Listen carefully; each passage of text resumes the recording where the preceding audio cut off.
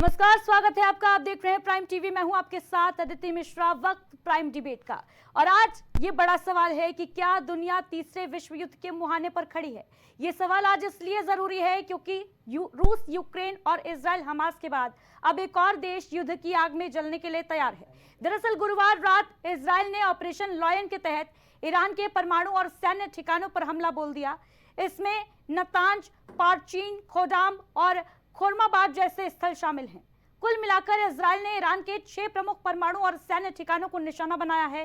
इस हमले ने न सिर्फ ईरान के परमाणु कार्यक्रम को गंभीर रूप से प्रभावित किया है, बल्कि शीर्ष सैन्य कमांडर जैसे जनरल होसैन सलामी, मोहम्मद बघेरी, अमीर अली हाजीजादे भी इस हमले में मारे गए हैं। ईरान में इमरजेंसी घोषित कर दी गई है और इजरायली प्रधानमंत्री भी इस वक्त सेफ हाउस में शिफ्ट हो चुके हैं। कुल मिलाकर कहा जाए तो यूरोप, मध्य पूर्व और एशिया सभी जगह युद्ध का माहौल कायम है। मौजूदा परिस्थिति में वर्तमान परिदृश्य में मध्य पूर्व में हमास और इजराइल के बीच 7 अक्टूबर 2023 से ही संघर्ष चल रहा है। यूरोप में रूस और यूक्रेन भी 24 फरवरी 2022 से लगातार वॉर में हैं। इधर एशिया में भारत और पाकिस्तान के बीच बीते माह संघर्ष की स्थिति बनी हुई थी और ये अभी भी बरकरार है। ताजा मामले की अगर बात की जाए तो इजराइल ने ईरान पर हमला करके मध्य पूर्व में एक और मोर्चा खोल दिया है। वहीं जहां नेतन्याहू ईरान पर हमले के बाद ट्रंप को मदद के लिए शुक्रिया अदा कर रहे थे, तो वहीं अमेरिका का कहना है कि इसमें उसका कोई रोल नहीं है, कोई हाथ नहीं है। इसके अलावा अमेरिकी राष्ट्रपति डोनाल्ड ट्रंप के टैरिफ वॉर ने भी पूरी दुनिया में इस वक्त बवाल मचा रखा है। जो वैश्विक स्थिति इस वक्त बनी हुई है, उसे देखकर यही लगता है कि दुनिया युद्ध के मुहाने पर है। दो महाशक्तियां अमेरिका और रूस भले ही खुलकर आमने सामने नहीं हैं, लेकिन हालातों को देखकर लग रहा है कि दुनिया दो खेमों में बंटने जा रही है। तो तीसरे विश्व युद्ध की आहट एक बार फिर सुर्खियों में है। तीसरा विश्व युद्ध, क्योंकि बीते कल देर रात इजराइल ने ईरान पर प्रहार करके मध्य पूर्व को युद्ध की आंख में एक बार फिर झोंक दिया है। ईरान या उसके सहयोगी जैसे हिजबुल्लाह, हूती विद्रोही या संभवतः कुछ अन्य मुस्लिम देश गाजा का बदला लेने के लिए इजराइल पर जवाबी हमला कर दो मोर्चे पर इसे घेर सकते हैं। और यही वजह है कि इजरायली प्रधानमंत्री बेंजामिन नेतन्याहू इस वक्त सेफ हाउस में चले गए हैं। कुल मिलाकर कहा जाए तो वॉर की बड़ी चेतावनी एक और कंट्री जो है, एक और मुल्क जो है, एक और देश जो है मिडिल ईस्ट का, वो अब इस फेज में आता नजर आ रहा है।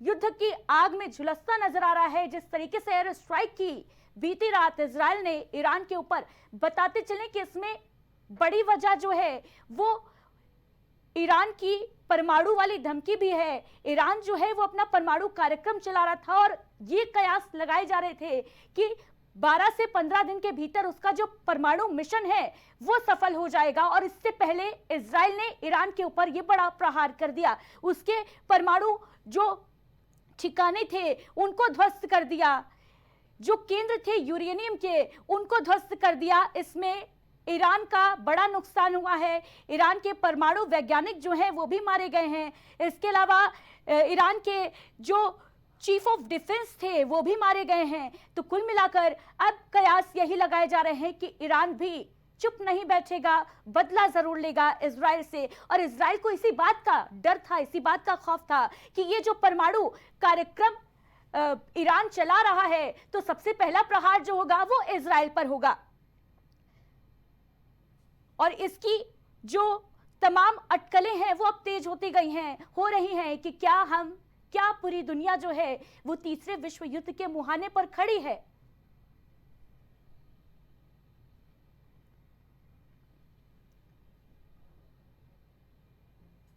तो फारस की खाड़ी में अस्थिरता के कारण तेल की आपूर्ति बाधित हो जाएगी। अगर युद्ध होता है तो वैश्विक तेल कीमतें आसमान छू सकती हैं और इससे पूरी दुनिया जो है वो प्रभावित हो सकती है। दुनिया की अर्थव्यवस्था प्रभावित हो सकती है। भारत पर भी इसका बड़ा प्रभाव जो है, बड़ा इफेक्ट जो है वो देखने को मिल सकता है, क्योंकि ईरान जो है वो एक ऐसी कंट्री है जहां से पूरी दुनिया को जो कच्चा तेल है वो सप्लाई होता है। भारत जो है वो भी एक बहुत बड़ा एक्सपोर्टर है क्रूड ऑयल का ईरान से। और इस बीच भारत के लिए अगर ये चुनना पड़ जाए कि इजराइल और ईरान में वो किसे चुनेगा, तो एक बहुत बड़ा सवाल ये अपने में ही। हालांकि भारत की अगर डिप्लोमेसी की बात की जाए, भारत की डिप्लोमेटिक पॉलिसी की अगर बात की जाए, तो भारत हमेशा से तटस्थ बना रहा।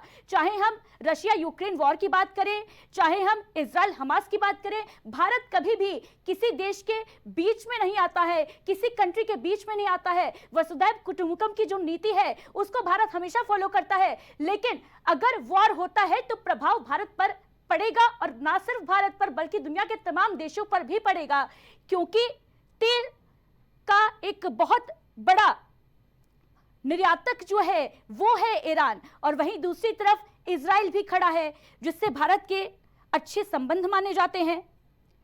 वहीं दूसरी तरफ अमेरिकी राष्ट्रपति डोनाल्ड ट्रंप, जिनकी भूमिका बैकग्राउंड से हमेशा सामने आती है, हर वॉर में सामने आती है, लेकिन जब सवाल होते हैं तो अमेरिका बचता नजर आता है कि हमें तो कुछ मालूम ही नहीं है। अमेरिकी राष्ट्रपति ट्रंप हमेशा पीछे हटते नजर आते हैं। बड़ा सवाल यह है कि अब हम युद्ध के मुहाने पर खड़े हैं, और अगर तीसरा विश्व युद्ध होता है तो विशेषज्ञ यह भी कहते हैं कि चौथे विश्व युद्ध की नौबत नहीं आएगी, आधी दुनिया जो है वो तबाह हो जाएगी। इस विश्व युद्ध में परमाणु बम के इस्तेमाल होगा, इससे भी कोई नकारा नहीं जा सकता इस कयास को भी।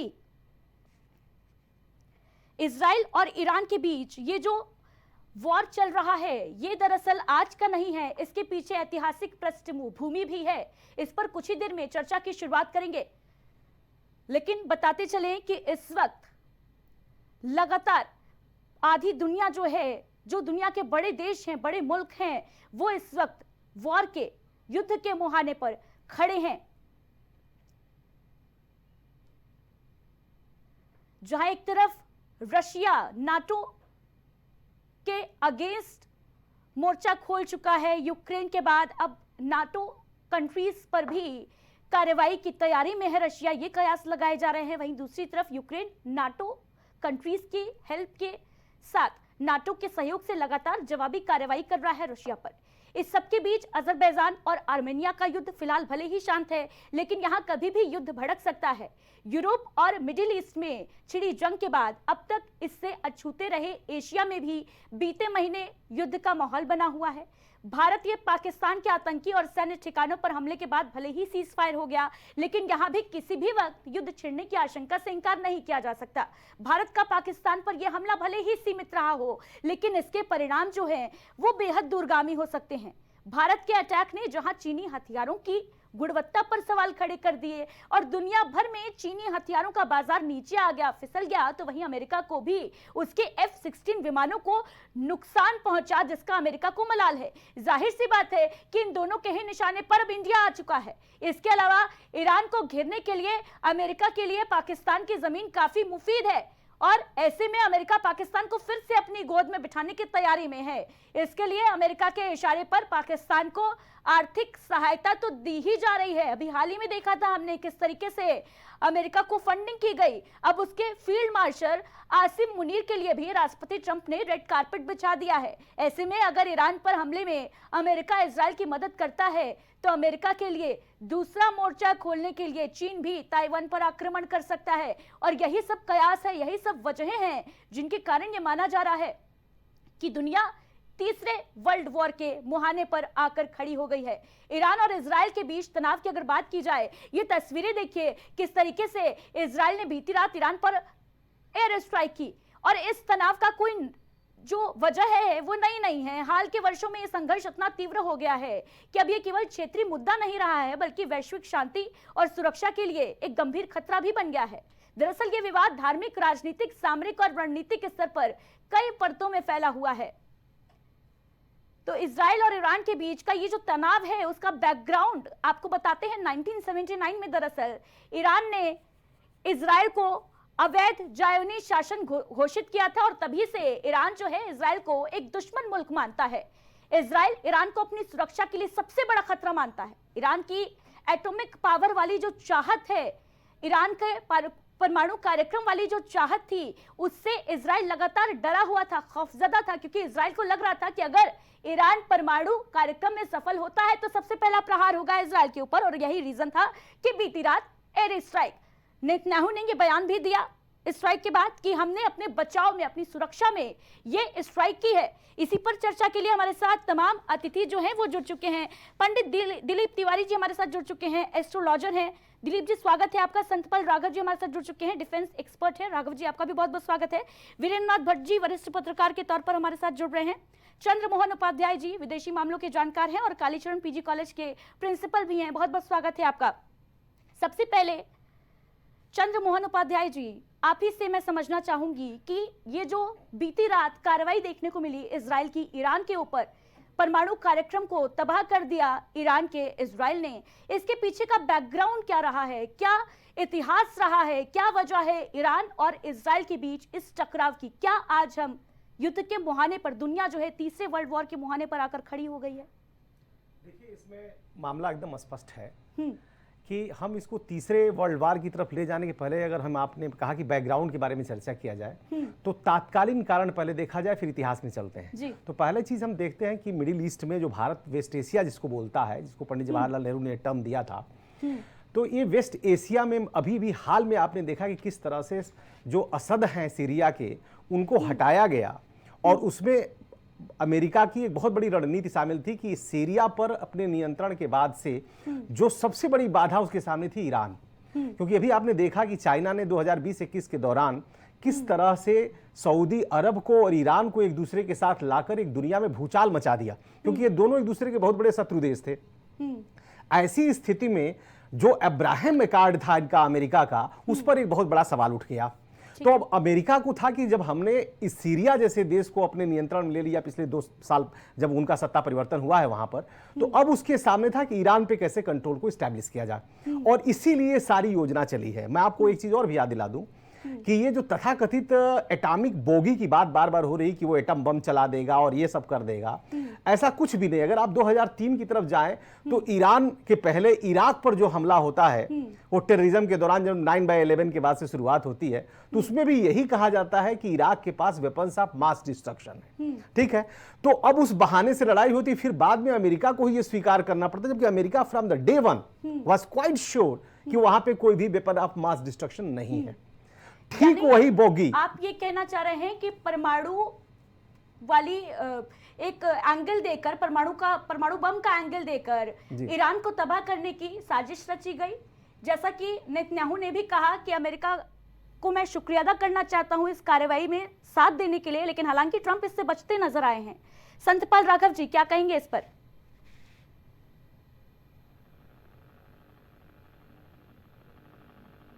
संतपाल राघव जी, क्या आप तक आवाज पहुंच पा रही है?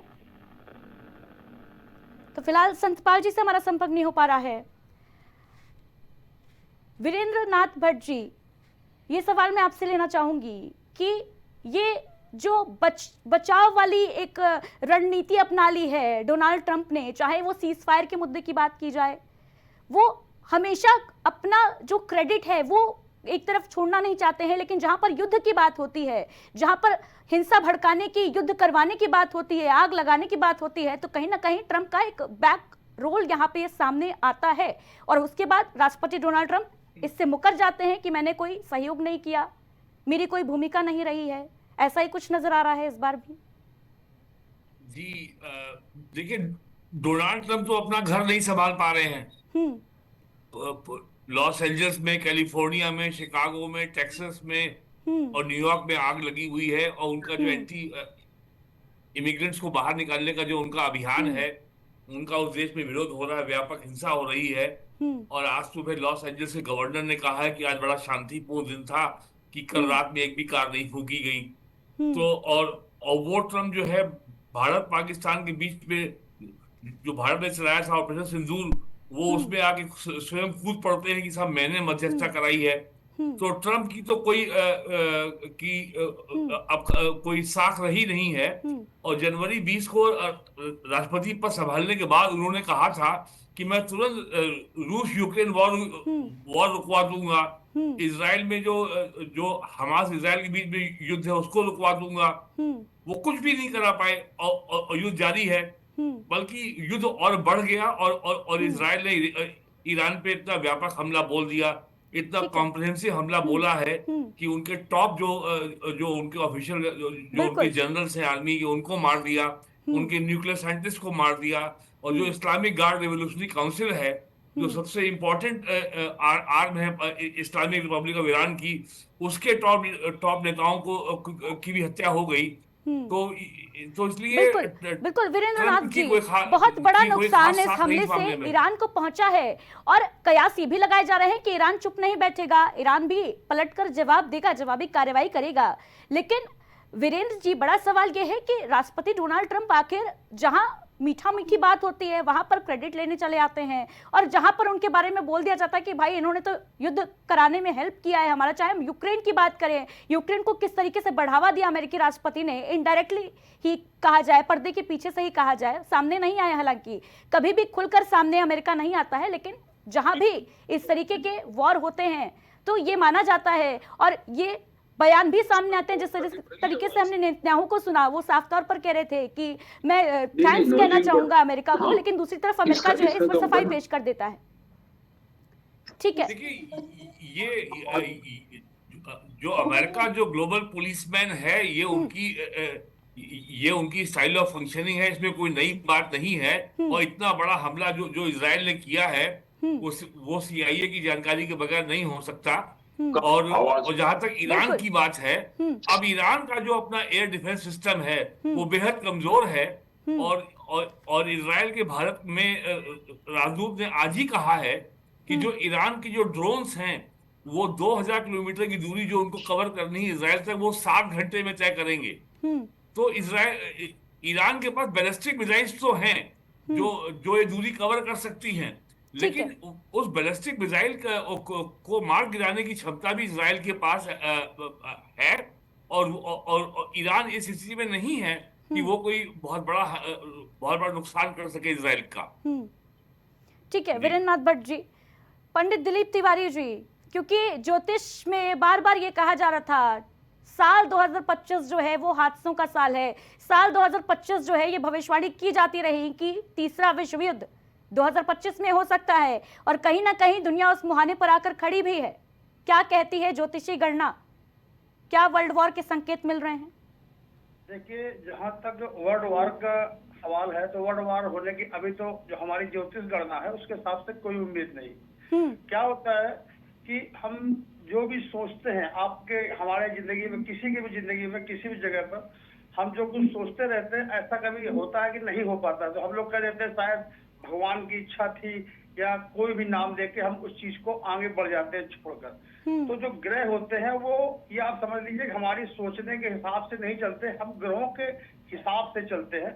जो 2025 के बारे में भविष्यवाणी लोग कर रहे थे, तो उसमें क्या है कि इस साल जो शनि महाराज है वो कुंभ राशि में आके प्रस्थान कर चुके हैं, जो कि लगभग ये आप मान लीजिए कि आ तो गए थे वो मार्च के महीने में, लेकिन ये शनि महाराज ये आप मान लीजिए कि 13 जुलाई से लेकर करीब 28 नवंबर तक का अपने ही नक्षत्र में वक्री हो गए।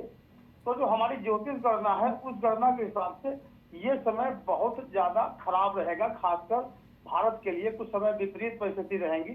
लेकिन क्योंकि भारत में उसी समय जो भारत की वर्ष कुंडली बन रही है, उस कुंडली के हिसाब से मंगल की महादशा चालू होने वाली है, और हम लोग जब किसी देश के किसी भी समस्या का निराकरण या कोई समस्या पैदा करना, या देश कैसे चलेगा, कैसे देश को संभाला जाएगा, ये वहाँ का राजा अर्थात प्रधानमंत्री या राष्ट्रपति ज्यादातर निर्णय लेता है। तो उस लिहाज से हम लोग कह सकते हैं जो हमारे प्रधानमंत्री हैं मोदी जी, फिलहाल तो वही प्रधानमंत्री हैं, उनका भी मंगल की महादशा चल रही है। तो आप ये मान लीजिए कि भारत की स्थिति तो अच्छी रहेगी। लेकिन जब विश्व युद्ध की आप बात कर रहे हो तो विश्व युद्ध ऐसा कुछ हमें दिख नहीं रहा है। विश्व युद्ध आप मान लीजिए कि 2028 में जब शनि महाराज मीन राशि में प्रवेश करेंगे तब कुछ विश्व युद्ध होने की संभावना रहेगी। ठीक है, आप ये कह रहे हैं कि ज्योतिषी गणना के मुताबिक 2028 में जो दुनिया है वो विश्व युद्ध के मुहाने पर हो सकती है। रक्षा विशेषज्ञ संतपाल राघव जी हमारे साथ जुड़ चुके हैं। संतपाल राघव जी, इजराइल ने जिस तरीके से अटैक किया बीती रात, स्ट्राइक की ईरान के ऊपर, किस तरीके से देखते हैं आप इसे? क्या ईरान के परमाणु कार्यक्रम और इजराइल की जो सुरक्षा नीति है उसके बीच में जो रिलेशन है वो क्या है, मैं आपसे समझना चाहूंगी। जी, सर्वप्रथम मैं ये बताना चाहता हूं कि बैकग्राउंड क्या है। नंबर 1, ईरान और इजराइल के बीच में लंबे समय से बहुत ही गहरे वैचारिक, सामरिक और राजनीतिक तनाव रहा है। इसका जो कारण है वो परमाणु कार्यक्रम से है। इजराइल को आशंका है कि ईरान का जो परमाणु कार्यक्रम है उसकी वो आड़ में वो परमाणु हथियार बना रहा है, जिससे इजराइल की जो सुरक्षा है उसको बड़ा खतरा है। That is number 2। Number 3, Iran के समर्थन में जो प्रॉक्सी वॉर है, हिजबुल्लाह, यमन के हुती जी, विद्रोही और सीरिया के असद सरकार, ईरान उनको समर्थन करता है और इजराइल का विरोध करता है। ये संघर्ष 2024 में शुरू हुआ था। नंबर 3, ईरान ने इजराइल पर बैलिस्टिक मिसाइल और क्रूज मिसाइल से हमला किया। इसके जो रिटेलिएशन में इजराइल ने जो ऑपरेशन डेज ऑफ रिपेंटेंस शुरू किया था, उसके तहत ईरान के परमाणु और सैन्य ठिकानों पर अटैक किया था, जिससे दोनों देशों के बीच में बहुत बड़ा तनाव हो गया है। आज जो अभी हुआ है, इजराइल ने ऑपरेशन लॉइन वो शुरू किया आज सुबह। It is 13 June 3 AM in the morning. इसमें उसने 2 ऑपरेशन, एक राइजिंग लॉइन और दूसरा जो उसकी मोसाद है, जो इंटेलिजेंस एजेंसी है, ऑपरेशन बूबी ट्रैप्स, वो एक कोवर्ट ऑपरेशन था मोसाद का। उसके जो मोसाद है, जो इंटेलिजेंस एजेंसी है, उन्होंने ईरान में जाके और weapon system, drone system, intelligence, pin point military targets and nuclear facilities उसको अंजाम दिया है। इसमें ईरान के 6 टॉप मिलिट्री कमांडर्स मारे गए, क्योंकि वो वहां पे तेहरान और उसके साथ में जो इस्फहान जगह है वहां पे कमांडर्स थे। एंड ये ईरान के लिए बहुत बड़ा झटका है।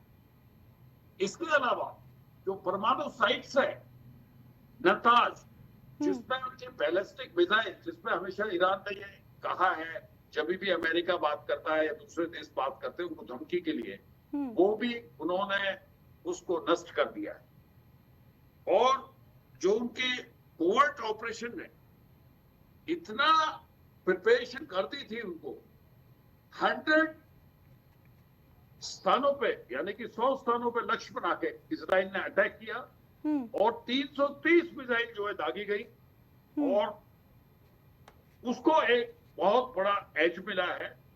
ईरान बैकफुट पे है और ईरान के जो अयतुल्लाह खमेनी है, जो उन्होंने आज एक मैसेज दिया है, उनकी मस्जिद पर जो झंडा फहराया है कि हम इसका बदला लें। आज पूरे विश्व के अंदर बिल्कुल संतपाल राघव जी एक मैसेज दे दिया है कि हम इसका बदला लेंगे। और ये जो मुल्क जो वॉर के मुहाने पर आकर खड़ा हो गया है, एंट्री हो गई है एक और कंट्री की, अब ये कयास लगाए जा रहे हैं कि तीसरा विश्व युद्ध जो है वो करीब है। लेकिन आपसे समझना चाहूंगी मैं चंद्रमोहन उपाध्याय जी कि अगर वॉर होती है ईरान और इजराइल के बीच में, वॉर जो है अगर बड़े स्तर पे होती है, छुटपुट लड़ाई अभी तो चल रही है, लेकिन अगर बड़े स्तर पर लड़ाई होती है तो इसका कितना इम्पैक्ट जो है वो भारत पर पड़ेगा और दुनिया के अन्य देशों पर भी, क्योंकि ईरान को कच्चे तेल के लिए माना जाता है, बहुत बड़ा निर्यातक है ईरान। देखिए, जहाँ तक तेल का सवाल है तो भारत के पास एक तो बफर स्टॉक बहुत रहता है, तो तत्कालीन हमारा जो हित है प्रभावित नहीं होगा। और रही बात हमारे पास जो अल्टरनेटिव सप्लाई चेन्स हैं, जैसे कतर हमारे पास है, सऊदी अरबिया है, यूनाइटेड अरब अमीराट्स है, इनसे भी हम लोग खरीदते हैं। उसके अलावा आवश्यकता पड़ने पर आपने देखा किस तरह यूक्रेन और रसा वार के दौरान भी हमने रूस से भी तेल खरीदा और रूस भी हमारा एक सप्लायर देश है। उसके अलावा हम अमेरिका से भी तेल खरीदते हैं। तो तेल भारत के लिए फैक्टर नहीं है। भारत के लिए मेन फैक्टर यह है कि जो India middle east economic cooperation, जिसको हम आईमेक बोलते हैं, और उसके अलावा जो I2 और U2 की जो एक संधि हुई थी, जिसमें यूनाइटेड स्टेट्स और यूनाइटेड अरब अमीरात एक तरफ, इजराइल और इंडिया ने मिलकर के एक मिडिल ईस्ट में, एक वेस्ट एशिया में अपनी जो जगह बनाई थी, इन सारी जो हमारे विदेश नीति के जो उद्देश्य हैं, जिस तरह हमने चाइना को वहां पे रोकने की कोशिश की। उपाध्याय जी, जो आईमेक कॉरिडोर की आप बात कर रहे हैं, वो बेहद महत्वाकांक्षी नीति रही है इंडिया की। जी। तो मेरा ये मानना है कि भारत को अपनी दुविधा को छोड़ करके, क्योंकि जो नैम है या जो तटस्थता की बात आपने आरंभ में किया, मैं उसकी तारीफ करता हूं, लेकिन तटस्थता का ये मतलब नहीं है कि हम दुनिया में चीजें घटित होती रही, हम चुपचाप देखते रहे। इसका हमें नुकसान हो रहा है, कारण यूक्रेन और रसा वार में जो हमने एकदम चुप्पी ली, चाहे हमने साइड नहीं लिया, उससे रूस भी हमसे नाराज हुआ। इससे हम अलग नहीं हो सकते हैं। तो हम एक मॉरल पावर है, इंडिया दुनिया की चौथी आर्थिक शक्ति भी है। ऐसी स्थिति में भारत को वेस्ट एशिया में अपनी एक प्रभावी नीति करनी पड़ेगी और भारत को युद्ध के खिलाफ एक मुहिम चलाना होगा, क्योंकि भारत आने वाले दिनों में एक टारगेट बनने जा रहा है विभिन्न देशों के माध्यम से। जिस तरह ईरान को साध करने के लिए आपने देखा कि किस तरह मुनीर को बुलाया गया अमेरिका, इसके पीछे जो आपने आरंभिक बयान दिया वो बहुत प्रशंसनीय है कि भाई किस तरह से पाकिस्तान को नजदीक लाया गया, लेकिन निशाना ईरान पर था। उसी तरह से भारत को भी इस बात को समझना होगा कि अगर हमने इसको एक्सपोज नहीं किया इस वार को, तो कल को हम भी किसी के निशाने पे आ सकते हैं। मोहन जी, क्या ये नहीं लगता कि दुनिया की ये जो दो महाशक्तियां हैं, रशिया हो चाहे अमेरिका हो, ये छोटे छोटे मुल्कों का इस्तेमाल करके, छोटी छोटी कंट्रीज का इस्तेमाल करके अपनी अपनी जो पावर है उनको प्रदर्शित करना चाह रही हैं, अपना अपना हित साधना चाह रही हैं? मैं आपको एक चीज थोड़ा सा ध्यान खींचना चाहूंगा आपका, कि दरअसल दुनिया को ट्रीपार्टाइट, 3 भागों में स्फीयर ऑफ इन्फ्लुएंस, मतलब जो शक्ति का या प्रभाव क्षेत्र है, इसमें दुनिया को 3 भागों में बांटने की स्पष्ट साजिश दिखाई पड़ रही है। एक तरफ रूस यूक्रेन के माध्यम से, आर्मीनिया के माध्यम से, क्राइमिया के माध्यम से अपना इन्फ्लुएंस बढ़ा रहा है और अमेरिका कहीं ना कहीं उसमें अब पीछे भी हटता हुआ दिखाई पड़ रहा है। दूसरी तरफ अमेरिका कह रहा है कि हम ग्रीनलैंड लेंगे, कनाडा हमारा 51वां राज्य है। तो एक तरफ अमेरिका अपना बांट रहा है क्षेत्र, जिसमें आयल और इजराइल के माध्यम से वो मिडिल ईस्ट या वेस्ट एशिया पे हावी है। दूसरी तरफ वो रूस को भी खुली छूट दे दिया है कि जो उसके इंडिपेंडेंट CIS स्टेट्स हैं 15, उनमें जिन जिनको वो जरूरी समझता है उन पर भी प्रभाव डालता रहे। और तीसरी तरफ हम देख रहे हैं किस तरह चाइना न केवल वेस्ट एशिया में, बल्कि अब वो उसका अगला निशाना 2 है, ध्यान देना पड़ेगा हमें।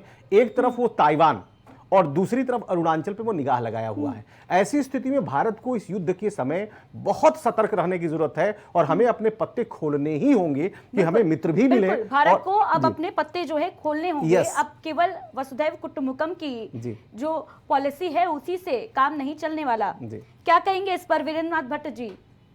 क्या वो समय आ गया है कि जब भारत को अपना स्टैंड क्लियर करना पड़ेगा? ऑपरेशन सिंदूर ने भारत को की जो सामरिक और जो मिलिट्री पावर है उसको लेकर के दुनिया के सामने भारत की बिल्कुल एक नई आइडेंटिटी स्थापित कर दी है। और जिस तरीके से भारत ने शॉर्ट एंड स्विफ्ट और प्रिसीशन एयर ऑपरेशन चलाया और पाकिस्तान के 11 से अधिक हवाई अड्डे ध्वस्त कर दिए, पाकिस्तान की सेना को जो नुकसान पहुंचाया, तो दुनिया ने मान लिया है कि अब इंडिया एक इन्फ्लेक्शन पॉइंट पे आ गया है, एक प्रस्थान बिंदु पे आ गया है। और दुनिया के सामने ये भी संदेश चला गया है कि भारत रक्षा के हथियारों के उत्पादन की टेक्नोलॉजी में, खास करके मिसाइल और ड्रोन और एयर डिफेंस के मामले में बहुत बड़ी हद तक न केवल आत्मनिर्भर है, बल्कि एक बहुत बड़ा वो एक निर्यातक देश उभर रहा है। वीरेंद्रनाथ जी, भारत जिस तरीके से चीन का एक महाशक्ति के तौर पर भारत जो है उभर रहा है, लेकिन अभी जो सवाल है वो ये उठ रहा है कि जिस तरीके से आसिम मुनीर को पाकिस्तानी चीफ को, आर्मी चीफ को जिस तरीके से अमेरिका ने बुलाया है, रेड कारपेट बिछाया आसिम मुनीर के लिए, कोई बहुत महत्व नहीं है। अमेरिकन ने पिछले 70 सालों में ऐसे ही पाला है अमेरिकी आर्मी को, उसको बहुत ज्यादा महत्व नहीं दिया जाना चाहिए। और डोनाल्ड ट्रम्प इस समय बहुत ज्यादा घिर गए हैं, तो केवल इंडिया को चिढ़ाने के लिए, टीज करने के लिए उन्होंने किया है। आसिम मुनीर की अपने देश में कोई हैसियत नहीं है, तो इसका कोई बहुत ज्यादा महत्व नहीं है। और ये केवल एक ये एक ऑप्टिक्स है और कुछ नहीं है। इसका स्ट्रेटेजिक मिलिट्री अफेयर्स के आधार पर देखें तो इसका कोई भी महत्व नहीं है। और ये केवल एक वो सौतिया डा वाली राजनीति ज्यादा है। बाकी आप किसी स्ट्रेटेजिक अफेयर से पूछिए, वो इसको कोई महत्व नहीं देता इसका। ठीक है, इसका कोई महत्व नहीं है कि आसिम मुनीर जो है उनके लिए अमेरिका रेड कार्पेट बिछाए या कुछ भी करे। पंडित दिलीप तिवारी जी, आपकी जो एस्ट्रोलॉजी है वो क्या कहती है? भारत पाकिस्तान के जो रिश्ते हैं वो कैसे होंगे आगे चलकर? क्या ये तनाव की स्थिति बरकरार रहेगी? क्या भारत और पाकिस्तान के बीच जो वॉर के कयास लगाए जा रहे थे वो क्या इस साल होंगे या स्थिति सामान्य रहेगी?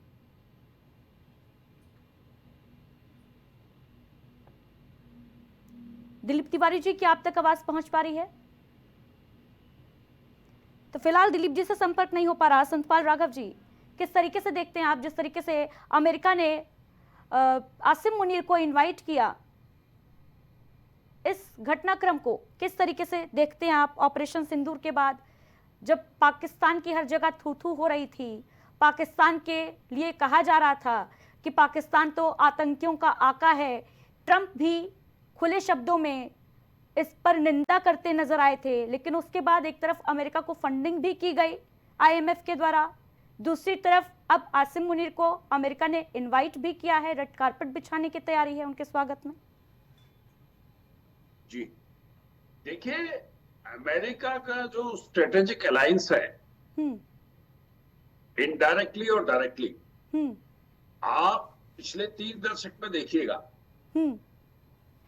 अफगानिस्तान के अंदर रशियंस को वहां से निकालना, वो पाकिस्तान का पूरा हेल्प लिया गया। और जितने भी ग्रांट्स हैं, आप ये देखिए, लास्ट 50 इयर्स पे अमेरिका ने पाकिस्तान को दिया। और अमेरिका की जो इंटेलिजेंस एजेंसीज हैं उनको बहुत अच्छी तरह मालूम है कि पाकिस्तान क्या कर रहा है। ये किसी से छुपा हुआ नहीं है, विश्व में नहीं छुपा हुआ। और जो इन्होंने पाकिस्तान के जो मुनीर साहब हैं, जो उनको बुलाया है, वो एक स्ट्रेटेजिक अलायंस है, बिकॉज वहां से उनको, ठीक है, लेकिन संतपाल राघव जी, क्या ये नहीं लगता कि पाकिस्तान में बेस बनाने की तैयारी कर रहा है अमेरिका ईरान के खिलाफ?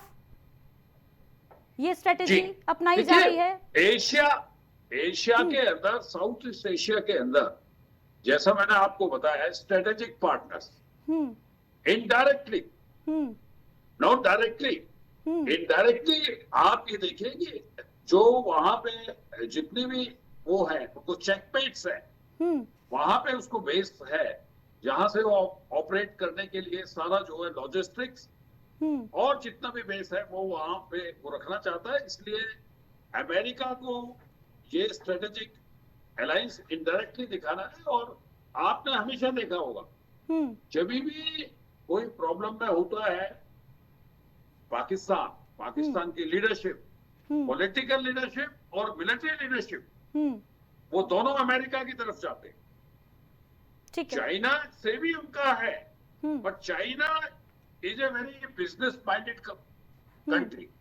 वो अपने हितों को पहले देखता है और उतना ही वो सहयोग देता है उनको जितनी आवश्यकता है। लेकिन अमेरिका उनको पूरा सहयोग दिया है, वेपनरी में, इक्विपमेंट में। संतपाल राघव जी, यानी ये कहा जा सकता है कुल मिलाकर कि अमेरिका के हित पर अगर बात आती है तो अमेरिका किसी भी हद तक जाने के लिए तैयार हो जाता है।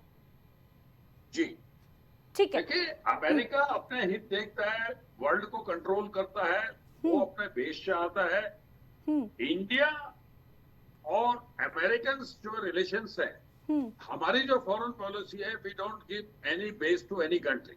जी, we are a neutral, we follow the foreign policy in a very dicta. तो पाकिस्तान ही एक ऐसा ऑप्शन है अमेरिका के लिए जो उसको लास्ट, आप देखें, 50 इयर्स से जो उसको बेस मिल रहा है और ऑपरेट कर रहा है। बिल्कुल ठीक है। पंडित दिलीप तिवारी जी से हमारा संपर्क हो गया है। दिलीप जी, किस तरीके से देखते हैं आप जो भारत पाकिस्तान के रिलेशंस में बीते दिनों तनाव देखने को मिला था, कहीं ना कहीं वो अभी भी डिप्लोमेटिक तरीके से बरकरार है?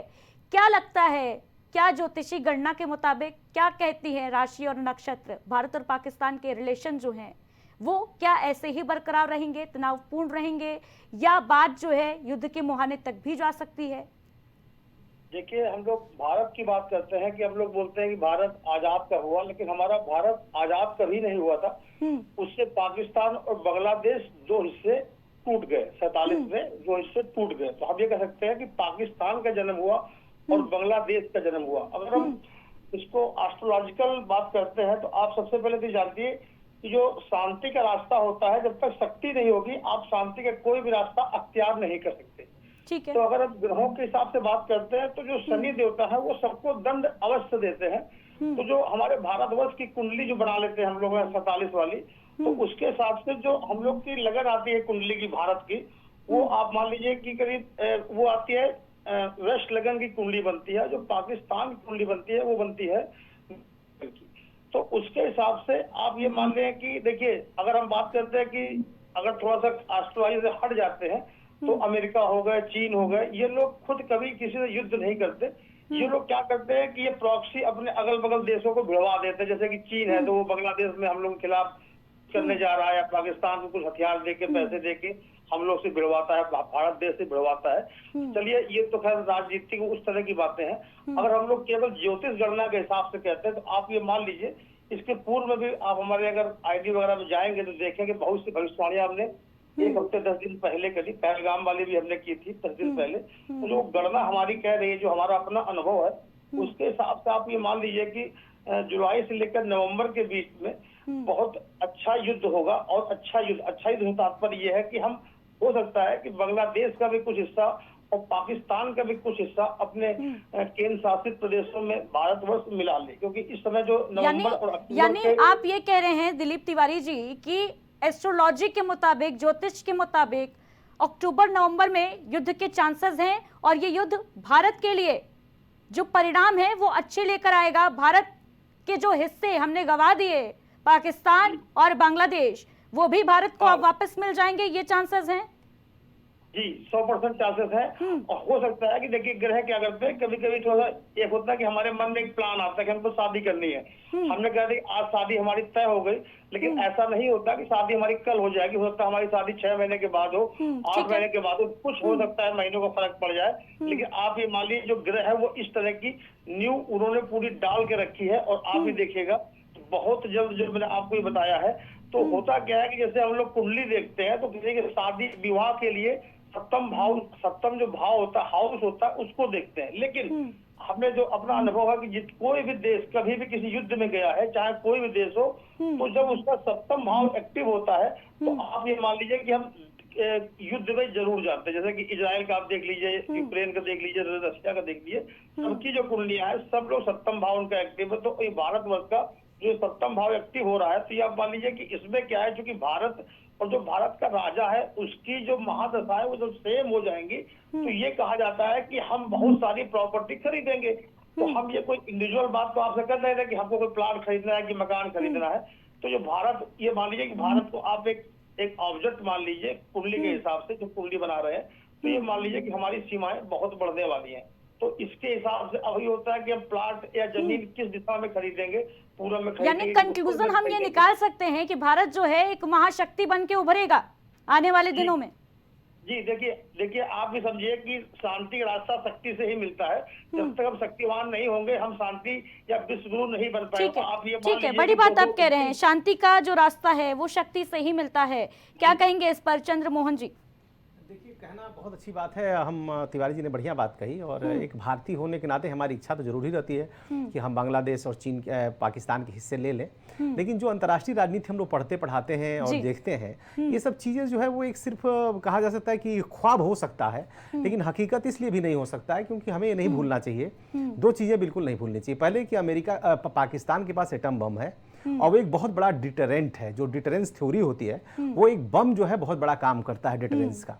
तो इतना आसान नहीं कि हम कोई चीज उनकी कब्जा कर लेंगे। हाँ, ये अलग बात है कि भारत अपनी आर्थिक शक्ति को बढ़ा करके और कल को पाकिस्तान को मजबूर कर दे कि वो भारत से समझौता करे, आर्थिक रूप से ही सही, एक बफर जोन के लिए तैयार हो सकता है।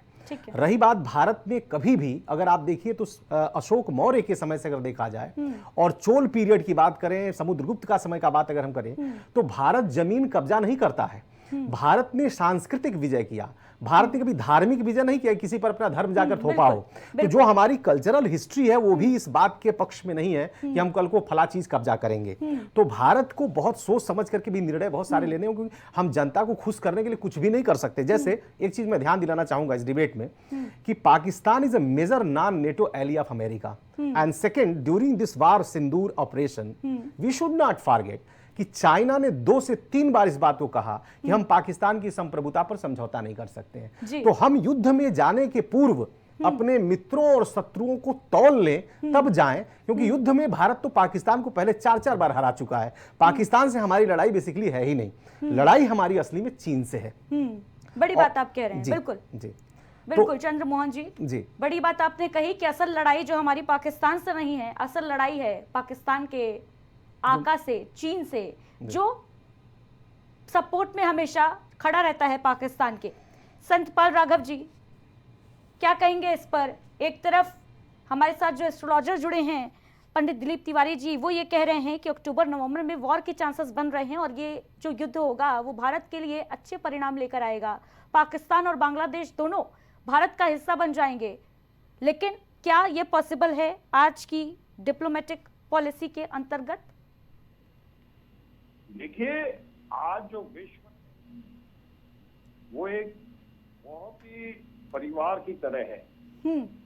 Physical capturing of anything today बहुत मुश्किल है, वर्ल्ड का बहुत प्रेशर है। अगर हमारे को इंडिया जो रिटेलिएट करता है, आज तक हमारा इतिहास रहा है विश्व के अंदर, भारतवर्ष का, हमने पहले किसी को अटैक नहीं किया। अगर किसी ने किया है तो हमने उसको रिटेलिएट किया है। बिल्कुल। इंडिपेंडेंस के बाद भी देख लीजिएगा, 48 हमने रिटेलिएशन किया, 65 अगेन हमने रिटेलिएशन किया है, अटैक पाकिस्तान ने किया था फर्स्ट पे, 71 हमने अगेन रिटेलिएशन किया, और Kargil also, of Sindoor also. हमारा देश शांति प्रिय है और हम शांति चाहते हैं, विश्व में शांति चाहते हैं, पर बिल्कुल हम अपनी संप्रभुता और अखंडता के प्रति बहुत ही विशेष तौर पर हम इस चीज को, हर भारतीय नागरिक जो है बहुत ही इसको एक गर्व महसूस करता है, उस पे हमारी कोई आंच नहीं आनी चाहिए। बिल्कुल संतपाल राघव जी, बड़ी बात आप कह रहे हैं कि भारत जो है वो अपनी संप्रभुता की सुरक्षा करना भी जानता है। भारत ये भी जानता है कि उसको किसी पे अटैक नहीं करना है, अगर कोई अटैक करे तो भारत डिफेंड करना भी जानता है और उस प्रहार का करारा बदला देना भी जानता है। जिस तरीके का अभी एयर स्ट्राइक हमने देखा भी कि कितनी बेहतरीन तरीके से भारत ने बिना पाकिस्तान में घुसे, बिना पाकिस्तान के घर में घुसे, इंडिया में बैठ के ही पाकिस्तान के अंदर अपनी मिसाइल ड्रोन्स छोड़कर बड़ा झटका पाकिस्तान को दिया था, आतंकी ठिकानों को, और एकदम सेट टारगेट था। किस तरीके से भारत ने बड़ा ऑपरेशन किया, इस ऑपरेशन को अंजाम दिया। फिलहाल पंडित दिलीप जी, संतपाल राघव जी और वीरेंद्र नाथ जी, आप तीनों का हमारे साथ इस खास चर्चा में जुड़ने के लिए बहुत बहुत शुक्रिया। चंद्रमोहन उपाध्याय जी, हम लगातार इस बारे में चर्चा कर रहे हैं कि ईरान और इजराइल के बीच ये जो जंग छिड़ रहा है, जंग छिड़ी हुई है, एक तरीके से कह सकते हैं। एयर स्ट्राइक कर दी है इजराइल ने और ईरान भी इस पे रिवर्ट कर सकता है, ये भी कहने में कोई दो राय नहीं हो सकती। लेकिन मैं आपसे समझना चाहूंगी कि क्या ये संघर्ष जो है वो केवल धार्मिक मतभेदों तक सीमित है या इसके पीछे कोई क्षेत्रीय वर्चस्व की लड़ाई भी है? देखिए, हम सभी लोग जानते हैं, जैसा आपने ओपनिंग स्टेटमेंट में कहा भी, कि वास्तव में जो वेस्ट एशिया जिसे पश्चिमी देश मिडिल ईस्ट बोलते हैं, वहां पे इजराइल जो है वो उनका फ्रंट मैन है अमेरिका का। तो बेसिकली ये इजराइल के वर्चस्व के माध्यम से अमेरिका का वर्चस्व है। अब हमें लगभग अगले 3 दिन तक या 4 दिन तक मैं समझता हूं कि हमें वेस्ट एशिया के देशों के रिएक्शंस को देखने होंगे कि आखिर वे चाहते क्या हैं, कि वो भारत कि वो अमेरिका के साथ साइड लेना चाहते हैं और ईरान की दुर्दशा देखना चाहते हैं। और जिस तरह शुरू में हम लोगों को ये लगा था कि जब हमस पर अटैक हुआ और जिस तरह से फिलिस्तीन पे गाजा पट्टी का विनाश किया इजराइल ने, तो लगा कि एक पॉइंट पर आकर के हो सकता है कि वेस्ट एशियन देश जो है रिटेलिएट करेंगे, लेकिन उन्होंने ऐसा कुछ भी नहीं किया। क्या ईरान के मुद्दे पर भी, चाहे वो सऊदी अरब हो चाहे कतर हो, क्योंकि उनसे उनके अंदर से नहीं पड़ती है, अगर उनका रुख साइलेंट रहा, न्यूट्रल रहा, तो यह मान के चलिए कि यह अमेरिका चाइना को संदेश देने की कोशिश करेगा कि आपके तमाम प्रयासों के बावजूद भी आज भी मिडिल ईस्ट हमारा है। बिल्कुल, ये बड़ी बात आप कह रहे हैं कि अमेरिका ये मैसेज देने की कोशिश कर रहा है कि मिडिल ईस्ट हो या पूरी दुनिया ही कह लीजिए, एक तरीके से अमेरिका ये मानता है कि मैं दुनिया का शासक हूं और दुनिया मेरी है। इस संघर्ष का लेकिन अगर बात की जाए तो जो मिडिल ईस्ट के बाकी कंट्रीज हैं, चाहे लेबनान हो चाहे सीरिया हो, इन सब पे क्या इफेक्ट पड़ता नजर आ रहा है? देखिए, जहाँ तक लेबनान का सवाल है तो उस पर तो इजराइल ने, आपने देखिए कि जो उनकी लड़ाई शुरू हुई फिलिस्तीन से, तो उन्होंने ऑलरेडी उसको ध्यान में रख करके लड़ाई किया। हिजबुल्लाह के खिलाफ भी उन्होंने लड़ाई लड़ी। लेकिन इसमें जो सबसे अधिक आश्चर्यजनक पहलू जो सिंदूर ऑपरेशन सिंदूर के सामने भी आया, हमें बहुत क्लोजली वॉच करना होगा कि तुर्की का रुख इस पर क्या है, क्योंकि हमने देखा कि किस तरह से बिल्कुल तुर्की ने अभी एक मैसेज भी दे दिया कि मैं इस हमले की निंदा करता हूं। तुर्की ने साफ तौर पर ये बोल दिया है, स्टेटमेंट दे दिया है कि इजराइल ने जो हमला किया है ईरान पर जो स्ट्राइक की है, वो जो राजनीतिक माफ कीजिएगा वैश्विक संबंध हैं उनके अकॉर्डिंग नहीं है, उस पॉलिसी के अकॉर्डिंग नहीं है, इसकी निंदा की है टर्की ने। तो टर्की की निंदा को जरा आप एक दूसरे रूप में समझने की कोशिश करिए कि Turkey is a part of NATO and the criticism or opposition of this war by Turkey has a greater impact in coming days. Second, कि टर्की से बहुत अच्छे संबंध अगर देखा जाए तो बहुत सारे अन्य देशों के भी, अरब देशों के हैं। और आज की डेट में देखिए तो ओटोमन एम्पायर का एक सपना जो है, जो ओटोमन एम्पायर पार्ट 2 का सपना भी तुर्की कहीं न कहीं देख रहा है। और एर्दोगन जो है वो धार्मिक नारा भी देते हैं एक तरफ, क्योंकि जिस तरह से कमाल अतातुर्क ने टर्की को एक सेकुलर देश के रूप में विकसित किया, ठीक उसके उलट एर्दोगन ने इसको एक कम्युनल देश के रूप में भी आगे बढ़ाने की कोशिश की है। तो टर्की का भी रुख देखना होगा हमें, सऊदी अरबिया का भी रोल हमें देखना पड़ेगा। और इसके लिए हमें शायद लगता है कि बजाय प्रेडिक्शन करने के we should at least adopt the policy of wait and watch. And second, India's role will be going to be very decisive. Bharat का रोल भी बहुत डिसाइसिव होगा। बिल्कुल चंद्रमोहन जी, मेरा अगला सवाल यही होने वाला था आपसे कि भारत की क्या भूमिका नजर आएगी, किसके पक्ष में रहेगा भारत? क्योंकि कहीं ना कहीं दुनिया के जो तमाम देश हैं वो ये नजर आ रहा है कि दो गुट में बंटते नजर आ रहे हैं। राइट, रशिया और अमेरिका। एक तरफ रशिया ने अभी हाल ही में अमेरिका का जो अलास्का है उसके पास ये बताया जा रहा है कि उसने अपने हथियार लगा दिए हैं। अलास्का जिसे हम ऑयल का हब मानते हैं, नेचुरल रिसोर्सेज की धरती है अलास्का, और उस पर कब्जा अमेरिका का 1867 से है। और इसके बाद अब रशिया जो है वो विमान अपना मिसाइल लगा दिया है। तो क्या लगता है, क्या इफेक्ट पड़ेगा इसका? देखिए, हम जहां तक समझते हैं इस बात को कि रसा का अब इसमें बहुत डायरेक्ट रोल नहीं होना है, क्योंकि वो यूक्रेन में फंसा हुआ है और इस युद्ध के दौरान वो अमेरिका से एक बार्गेनिंग कर सकता है कि भाई हम आपकी उस लड़ाई में जैसे न्यूट्रल हैं रहेंगे, आप यूक्रेन वाले में न्यूट्रल हो जाइए। दूसरा कि जैसा कि आपने चर्चा की शुरुआत में से कहा कि भारत को लेकर के भी जहां तक है, तो हमें ये नहीं भूलना चाहिए कि ऑपरेशन सिंदूर में अगर सबसे बड़ा वोकल देश हमारे साथ खुल के जो सामने आया, इजराइल आया, तो हम अचानक इजराइल के खिलाफ नहीं जा सकते हैं। दूसरा कि हमारा ईरान से भी बहुत ही ऐतिहासिक संबंध है, तो भारत एक ऐसी बहुत अच्छी स्थिति में है कि वो इन दोनों के बीच में वार्ता का सेतु बन सकता है, एक तरह से ब्रिज का काम कर सकता है। और भारत को अपने पुराने जो इनहिबिशंस हैं, यानी कि जो प्रतिषेध अपने लिए है, निषेध है कि हम नहीं जाएंगे या साइड नहीं लेंगे, तो मैं पुरजोर हिमायत करूंगा। और मैं प्रधानमंत्री मोदी जी से भी अपील करूंगा कि भारत को निश्चित रूप से युद्ध के बारे में एक निर्णायक भूमिका सोचनी होगी, क्योंकि अगर ये युद्ध बढ़ा तो ये युद्ध भारत के लिए भी नुकसानदायक साबित होगा। बिल्कुल चंद्रमोहन उपाध्याय जी, बड़ी बात आप कह रहे हैं कि अगर ये युद्ध बढ़ता है तो ये दुनिया के तमाम मुल्कों के साथ साथ भारत के लिए भी बेहद नुकसानदायक साबित हो सकता है, क्योंकि इजराइल भी हमारा दोस्त है और ईरान भी हमारा दोस्त है। और भारत के लिए ये अच्छी स्थिति हो सकती है कि भारत शांति दूत, जिसकी बात भी कही जाती है कि विश्व स्तर पर भारत जो है एक शांति दूत की तरह काम करता है और वो यहाँ पर शांति वार्ता करवा सकता है इजराइल और ईरान के बीच। लेकिन देखने वाली बात होगी कि ये वॉर जो है वो क्या रुख अपनाता है और क्या, जैसा कि कयास लगाए जा रहे हैं कि हम युद्ध के मुहाने पर खड़े हैं, थर्ड वर्ल्ड वॉर होने वाला है। ये समय बताएगा कि क्या कुछ होता है और कब होता है, क्या पलटवार होता है ईरान की तरफ से, या ईरान इस मामले पर बाकी नेशंस की तरह ही कुछ नहीं कर पाता है। फिलहाल हमारे साथ इस खास चर्चा में जुड़ने के लिए बहुत बहुत शुक्रिया आपका। Thank you so much.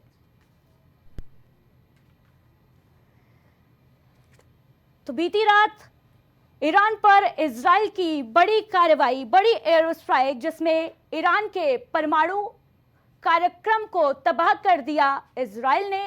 और अब देखने वाली बात होगी कि ये जो इजराइल और ईरान का वॉर छिड़ा है, इसका क्या परिणाम निकलकर सामने आता है। क्या ये युद्ध क्या का रूप लेगा, ये एयर स्ट्राइक, या फिर यहीं पर शांति हो जाएगी। फिलहाल इस खास चर्चा में इतना ही। दीजिए इजाजत, नमस्कार।